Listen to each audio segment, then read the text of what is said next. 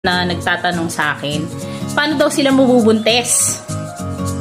So, ang question kasi para sa akin napakahirap sagutin kasi it will depend dun sa katawan na it varies, depende sa katawan ng babae.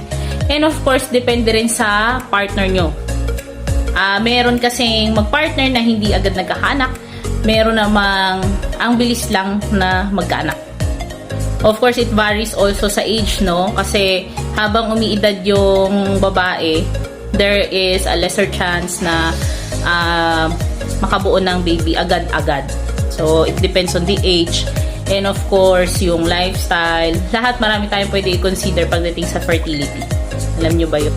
So, i-generalize ko na lang siya, kasi I had one patient na nag-question sa akin.